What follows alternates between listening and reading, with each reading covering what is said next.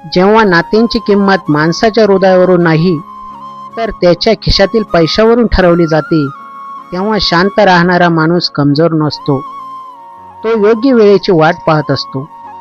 आज मी तुम्हाला अशा एका जावयाची गोष्ट सांगणार आहे, ज्याला त्याच्याच सासऱ्याच्या लोकांनी भिकारी समजून घराबाहेर हाकलले. पण एका रात्रीत असं काय घडलं ज्यामुळे कोट्यधीश सासऱ्याला त्याच जावयाच्या पाया पडण्याची वेळ आली. सविस्तर गोष्ट. सांज वेळ झाली होती.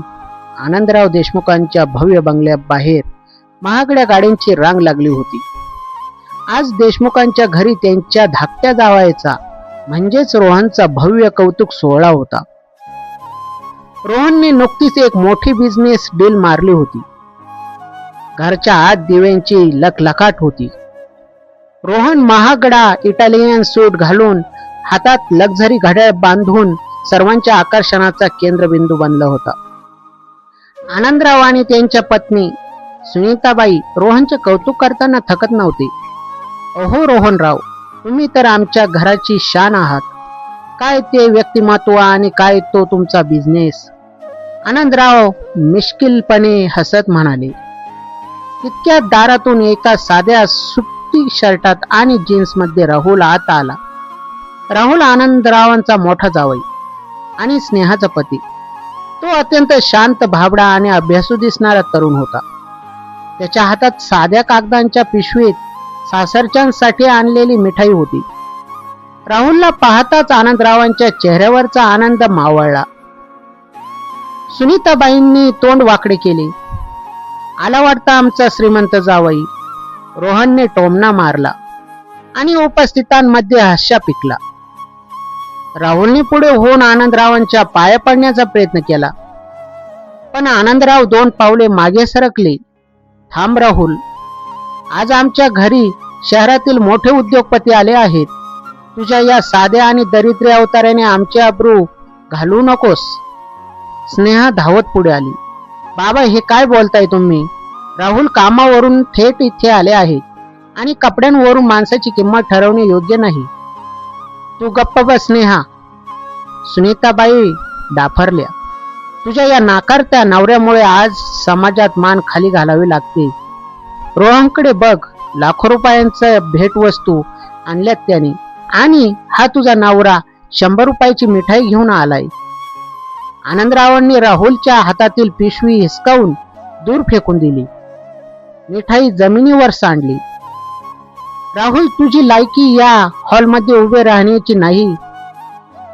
जर जेवायचे असेल तर पाठीमागच्या गेटने जा आणि वॉचमॅन सोबत जेवून निघून जा.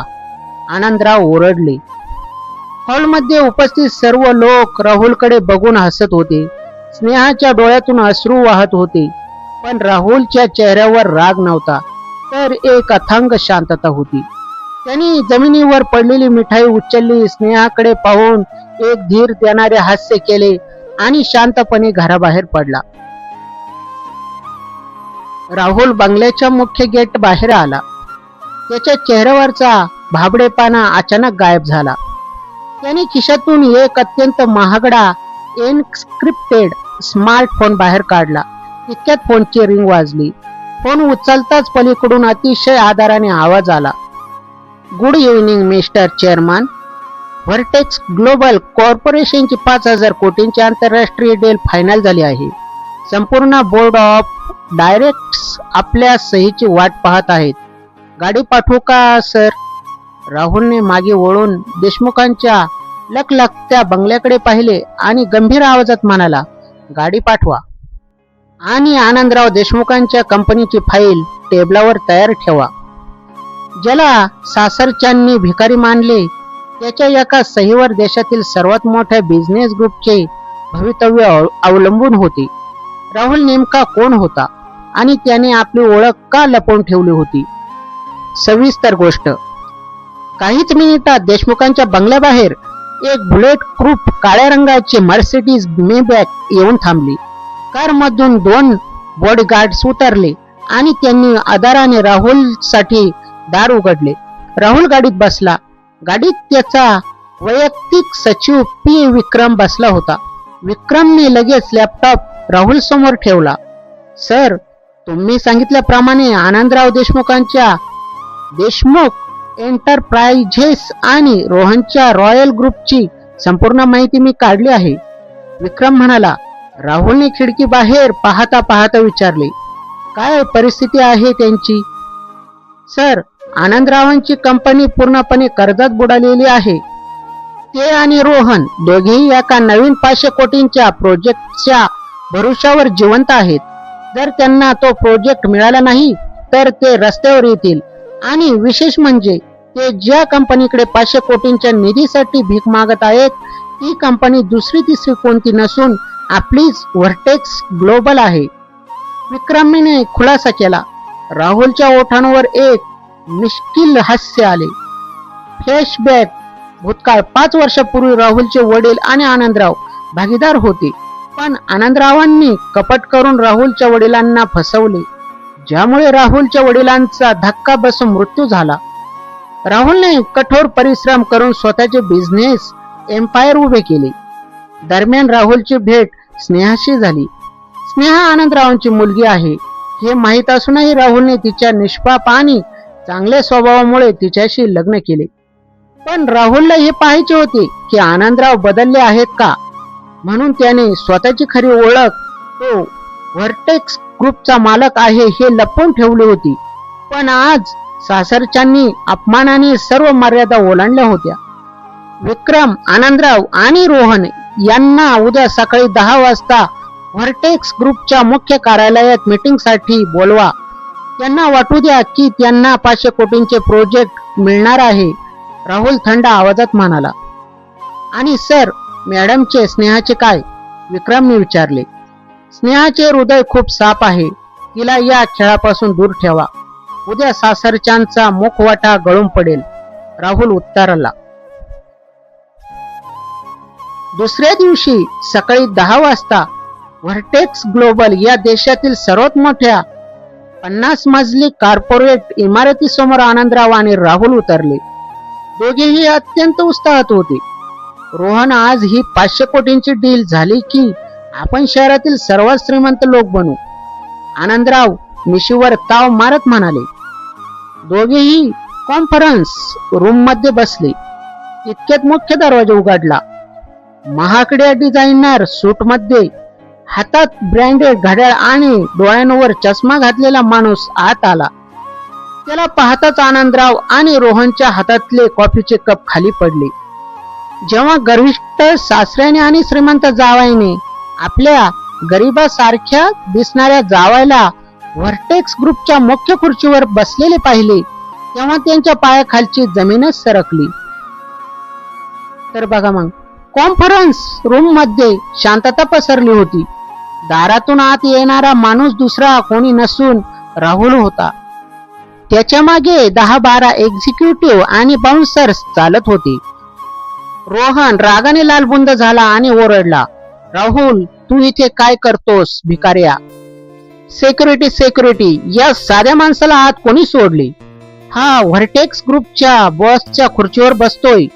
तितक्यात व्हर्टेक्स ग्रुपचे व्हाईस प्रेसिडेंट पुढे आले आणि त्यांनी रोहनच्या तोंडावर जोरदार आवाज चटकावला. मिस्टर रोहन, स्वतःच्या जिभेवर ताबा ठेवा. तुम्ही ज्याच्याशी बोलत आहात ते या देशातील सर्वात मोठे उद्योगपती आणि व्हर्टेक्स ग्लोबलचे एकमेव मालक, चेअरमॅन मिस्टर राहुल आहेत. हे शब्द ऐकताच आनंदरावांना डोळ्यासमोर अंधारी आली. रोहनचा चेहरा पांढरा पडला. काय काय म्हणालात तुम्ही? हा भिकारी मीन्स राहुल या कंपनीचा मालक आहे? आनंदराव अडखळत म्हणाले. राहुल मुख्य बॉसच्या खुर्चीवर बसला. त्याने पाय टेबलावर ठेवले आणि आनंदरावांकडे पाहिले. होय आनंदरावजी, ज्याला काल रात्री तुम्ही वॉचमॅन सोबत जेवायला पाठवत होतात तोच या 5000 कोटींच्या एम्पायरचा मालक आहे. राहुल अत्यंत संथ आणि धक्केदायक आवाजात म्हणाला. राहुल बेटा, तू तर एका साध्या कंपनीत कारकून म्हणून काम करत होतास ना? आनंदरावांनी थरथरत्या आवाजात विचारले. तो माझी खरी ओळख लपवण्याचा एक भाग होता. मला पाहायचे होते की माणसे पैशाने माणसाची किंमत करतात की संस्कारांनी. काल रात्री तुम्ही आणि रोहनने मला माझ्या औकतीची आठवण करून दिली ना, आज मी तुम्हाला तुमची अवकात दाखवतो. राहुलने टेबलवरची फाईल बंद केली.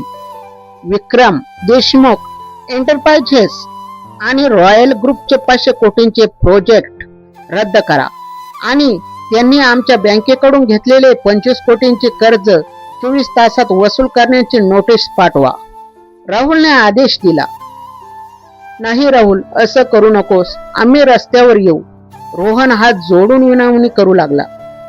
तुम्ही काल रात्री मला म्हणाले होते ना की पैशाशिवाय माणसाची काही लायकी नसते. आता जरा श्रीमंतीशिवाय जगून दाखवा. राहुलने थंडपणे उत्तर दिले. आनंदराव आणि रोहन डोक्याला हात लावून कार्यालयातून बाहेर पडले. त्यांचे साम्राज्य पूर्णपणे नष्ट झाले होते. आनंदराव रडत रडत आपल्या घरी पोहोचले. पण घरी पोहोचताच त्यांनी पाहिले की त्यांची पत्नी सुमिताबाई स्नेहाचे सामान घराबाहेर फेकत होती आणि ओरडत होती, निघून जा या घरातून. तुझी दरिद्री नवऱ्यामुळे आज आमचा अपमान झालाय. आनंदराव पुढे धावले आणि सुनीताबाईंना आडवत जे म्हणाले ते ऐकून सुनीताबाईंच्या पायाखालची जमीनच सरकली. पैशाच्या घमेंडीत आंधळ्या झालेल्या सासूने जेव्हा सुनेला घरातून हाकलण्याचा प्रयत्न केला तितक्या दारात एकाच वेळी 10 पोलिसांच्या गाड्या आणि व्हर्टेक्स ग्रुपचे बाउन्सर्स येऊन धडकले. तर बघा मग सविस्तर गोष्ट.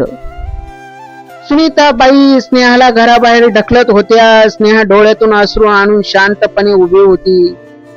सुनीता, थांब वेड्याबाई, हे काय करतेस तू? आनंदराव धावत आले आणि त्यांनी सुनीताबाईंना मागे खेचले.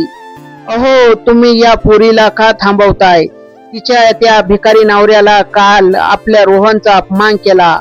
तिला आजच्या आज या घरातून हकलून दिले पाहिजे. सुनीताबाई ओरडल्या. आनंदरावांनी सुनीताबाईंच्या गालफटात मारली. गप्प बस मूर्ख बाई. ज्याला तू भिकारी समजतेस तो संपूर्ण शहरचा नव्हे तर देशाचा सर्वात मोठा उद्योगपती आहे. व्हर्टेक्स ग्लोबलचा मालक आहे तो. सुनीताबाईंना धक्का बसला. त्या थबकल्या. काय? राहुल कोट्याधीश आहे? तितक्यात बंगल्याच्या मुख्य दारासमोर एका पाठोपाठ 10 काळ्या आलिशान गाड्या आणि पोलिसांची गाडी येऊन थांबली. राहुल पूर्ण राजेशाही थाटात गाडीतून उतरला. त्याच्या मागे त्याचे वकील आणि पोलीस अधिकारी होते. राहुल थेट घरात आला. त्याने स्नेहाचा हात धरला आणि तिला स्वतःजवळ घेतले. राहुल, मला माफ कर बेटा, माझ्याकडून खूप मोठी चूक झाली. सुनीताबाई लगेच राहुलच्या पाया पडायला धावल्या. माफ करा राहुलजी, मी पैशाच्या माझात आंधळा झालो होतो. रोहनही कोपऱ्यात उभा राहून हात जोडू लागला. राहुलने सर्वांकडे अत्यंत तुच्छतेने पाहिले.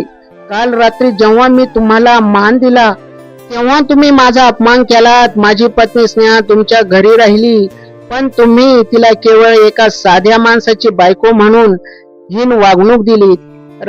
राहुलने आपल्या वकिलाला खून केली. वकिलाने जप्तीचे कागदपत्र आनंदरावांच्या हातात दिले. आनंदरावजी, तुमचे हे घर, तुमच्या गाड्या आणि तुमची कंपनी हे सर्व आता व्हर्टेक्स ग्रुपच्या मालकीचे झाले आहे. बँक तुमचे घर सील करत आहे. तुमच्याकडे हे घर खाली करण्यासाठी फक्त 10 मिनिटे आहेत. राहुल म्हणाला. आनंदराव आणि सुनीताबाई खूप पश्चाताप झाल्यासारखे रडू लागल्या. स्नेहाने राहुलचा हात धरला आणि हळूवार आवाजात म्हणाली, राहुल, हे माझे आई वडील आहेत. त्यांनी चूक केली पण कृपया त्यांना रस्त्यावर आणू नका. राहुलने स्नेहाकडे पाहिले. एका बाजूला त्याचा वर्षानुवर्षाचा सूड होता आणि दुसऱ्या बाजूला त्याच्या निष्पाप पत्नीचे अश्रू. राहुल कोणता निर्णय घेणार होता? कथेचा असा शेवट ज्याने सर्वांचे डोळे उघडले. श्रीमंतीचा माज दाखवणाऱ्या सासऱ्यांचे राहुलने काय हाल केले आणि स्नेहाच्या एका शब्दाने कथेचे वळण कसे बदलले. तर पहा मग सविस्तर गोष्ट. घरात पूर्ण शांतता पसरली होती. आनंदराव आणि सुनीताबाई हातातील कागदपत्रे धरून रडत होते. रोहन आपले तोंड लपवत होता. राहुलने स्नेहाच्या डोळ्यातील अश्रू पुसले. तो आनंदरावांकडे वळला. आनंदरावजी, आज जर माझ्या जागी दुसरी कोणतीही व्यक्ती असती तर तिने तुम्हाला रस्त्यावर आणून भीक मागायला लावली असती. पण माझी पत्नी स्नेहा, जिच्यावर तुम्ही कधीच प्रेम केले नाही, ती आजही तुमच्या पाठीशी उभी आहे. तिच्या संस्कारामुळे मी तुम्हाला पूर्णपणे उद्ध्वस्त करत नाहीये. राहुलने कागदपत्रांमधील जप्तीची नोटीस फाडून टाकली. मी तुमचे घर आणि कंपनी जप्त करणार नाही, पण आजपासून देशमुख एंटरप्राइजेस ही व्हर्टेक्स ग्रुपची एक छोटी शाखा म्हणून काम करेल. आनंदराव, तुम्ही या कंपनीचे मालक असणार नाही, तर एक साधारण मॅनेजर म्हणून तिथे काम कराल. महिन्याला तुम्हाला जे वेतन मिळेल त्यातच तुम्हाला तुमचे घर चालवावं लागेल. आनंदरावांनी मान खाली घातली. मला मान्य आहे राहुल, मला माझी चूक कळली आहे. आणि राहुल रोहनकडे वळला. तुझा अहंकार मोडून काढण्यासाठी मी तुला तुझ्या बिझनेस सुधारण्याची शेवटची संधी दिली जाईल. जर पुन्हा कधी तू पैशाच्या घमंडीत कोणाचा अपमान केलास तर मी तुला या शहरातून हद्दपार करेन. रोहनने मान झुकवून होकार दिला. राहुलने सासू सुनीताबाईंकडे पाहिले. सासूबाई, माणसाची किंमत त्यांच्या अंगावरील कपड्यावरून किंवा खिशातील नोटावरून ठरवत नसते. हृदय श्रीमंत असले तर माणूस श्रीमंत असतो. सुनीताबाईंच्या डोळ्यात पश्चातापाचे अश्रू वाहू लागले. त्यांनी राहुल आणि स्नेहाच्या डोक्यावर हात ठेवला आणि क्षमा मागितली. राहुल स्नेहाचा हात धरून आपल्या आलिशान मर्सिडीज कार मध्ये बसला. कार हळूहळू बंगल्याच्या गेट बाहेर पडली. आज सासरच्यांच्या डोळ्यातील गर्वाचा अंधार नाहीसा झाला होता आणि त्यांना त्यांच्या आयुष्यातील सर्वात मोठा धडा मिळाला होता. तर बघा मग, कथा जर आवडली असेल तर लाईक, शेअर आणि चॅनलला सबस्क्राईब करायला विसरू नका. धन्यवाद.